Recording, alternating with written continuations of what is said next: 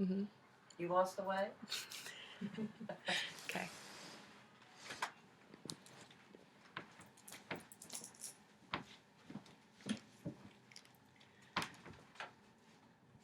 Hi guys, my name is Taylor Lowe. I'm a senior here at the University of Charleston. I'm a radiology student, so as a senior radiology student, you are to pick a modality. In your modality, you get to participate in clinicals, and after you collect a certain amount of exams, you are to take your registry and also your modality as on top of x-ray so you can work a career in your modality. You can choose from MRI, CT, ultrasound, cardiac lab, and mammography. My grandmother is a breast cancer survivor, and I feel that I have a very caring personality and nature, so breast cancer has always been very close to home for me. So naturally, I chose mammography. Breast cancer affects millions of people, men and women worldwide. There is mothers, wives, sisters, daughters, grandmothers, all different types of people affected by breast cancer.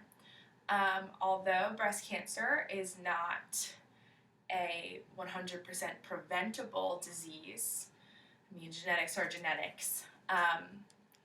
It is absolutely early detection is your number one fighter. Your biggest thing in early detection is mammography. You can, after the age of 35, the American Cancer Society suggests that you receive a mammogram once a year. So in this case, your health insurance will cover your mammogram because it is annually once a year, and that is what is suggested by the American Cancer Society. There are all different types of mammograms. There's film screen, 2D imaging, and 3D breast tomosynthesis. Film screen is a little bit outdated. I mean, it definitely still exists and it's still around, but today most women receive 2D imaging. 2D imaging is a really good picture. It is digital. On a 2D image, you can see clear up to the women's skin. It looks almost like peach or orange skin. You can see areas of density, you can see mammary glands, you can see the nipple line, veins, all that good stuff. It's a really good picture, and it is still completely viable to a radiologist. A 3D image, like breast tomosynthesis, is a little bit different. Like I said, it's 3D versus the 2D. It takes pictures of your breast in slices. And so radiologists favor this because of the layering and how clear cut it is. It's almost like a video, and it's just very thorough. Although the 2D is still a really good picture, radiologists obviously favor the tomosynthesis. A big problem with this is that a lot of health insurances are not covering tomosynthesis yet. It's still really new, and a lot of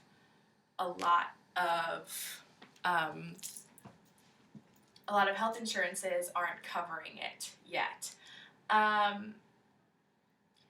2D imaging is still really good, but a study conducted by the Oslo Breast Cancer Center involved 98 women who were called back for abnormal breast screenings.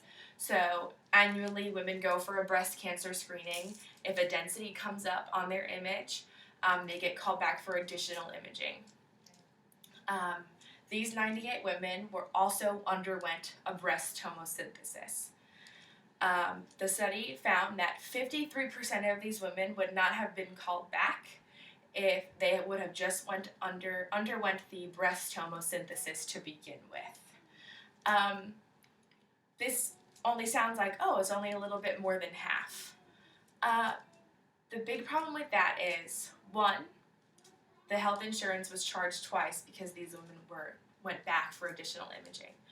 Two, these women had to undergo the stress of not knowing why they were going back for additional imaging. Is it just because of something they ate that day that just showed up weird on their breast, caffeine, chocolate, anything like that, blood thinners like Bayer or Advil or anything like that, or do they have breast cancer, or are they just fine? And it's nerve-wracking. So the breast tomosynthesis really relieves these women, of having to feel that way, and the extra $250 doctor's fee.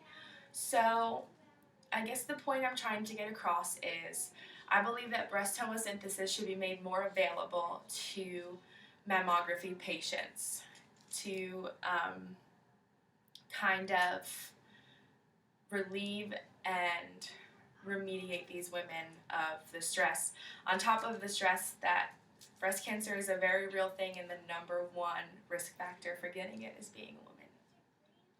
Thank you guys. Have a great night.